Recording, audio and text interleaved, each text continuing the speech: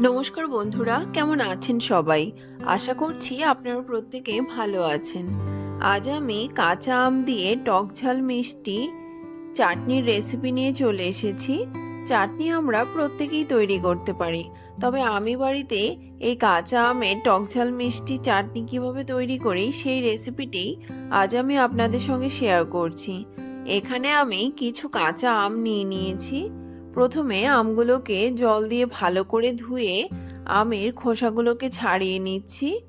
এবারে আমগুলোকে লম্বা করে টুকরো করে কেটে নিচ্ছি।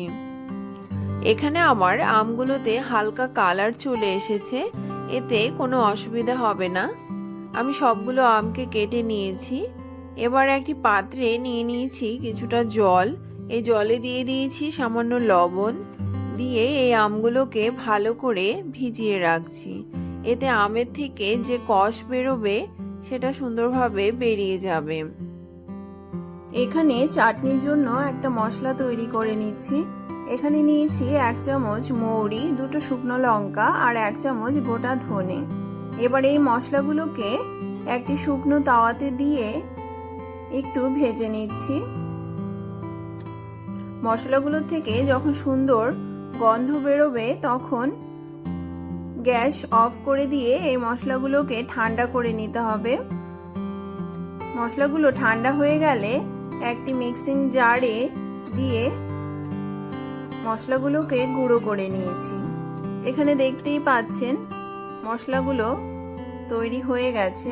গ্যাসে একটি ফ্রাইং প্যান গরম করে নিয়ে দিয়ে দিয়েছি 2 চামচ সর্ষের তেল আর 3টে শুকনো লঙ্কা। শুকনো লঙ্কাকে একটু ভেজে নিয়ে দিয়েছি 1/2 চামচ গোটা সর্ষে। এবার এই সর্ষে আর শুকনো লঙ্কাকে আরও কিছুটা ভেজে নিচ্ছি। সর্ষের থেকে যখন সুন্দর গন্ধ বেরিয়ে আসবে তখন এর মধ্যে কেটে রাখা আমগুলোকে ছেড়ে দিয়েছি। এবার দিয়েছি স্বাদ মতো লবণ আর 1/2 চামচ হলুদ গুঁড়ো দিয়ে 2 থেকে 3 মিনিটের জন্য ভেজে নিচ্ছি।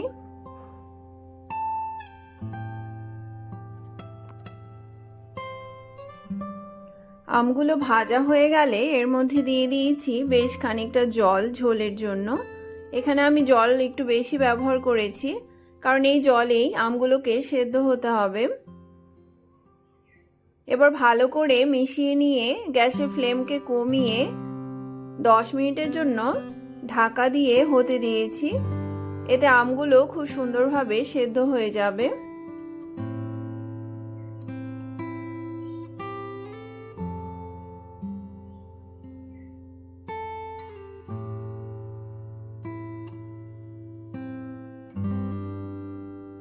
এখানে 10 মিনিট পর ফিরে এসেছি।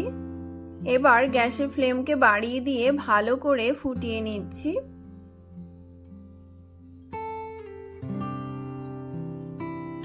এই সময় এর মধ্যে দিয়ে দিয়েছি 1 বাটি চিনি। এখানে চিনি আপনারা নিজেদের পছন্দ মতো ব্যবহার করবেন, কে কতটা মিষ্টি খেতে পছন্দ করেন। চিনি দিয়ে ভালো করে মিশিয়ে নিচ্ছি।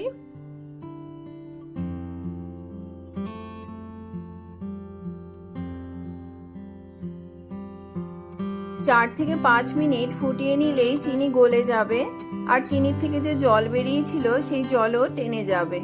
এবার এর মধ্যে দিয়ে দিয়েছি চাটনির জন্য যে তৈরি করে রেখেছিলাম মশলা, সেই মশলার 1 চামচ।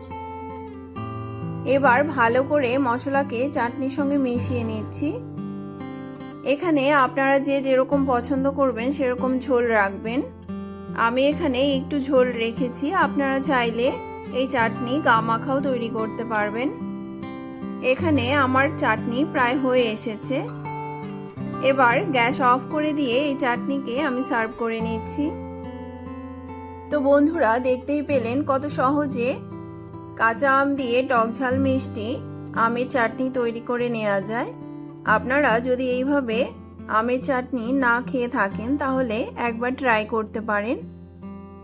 আমার চ্যানেলটি যদি আপনাদের ভালো লেগে থাকে তাহলে আমার চ্যানেলটিকে সাবস্ক্রাইব, লাইক, কমেন্ট এবং শেয়ার করতে ভুলবেন না যেন।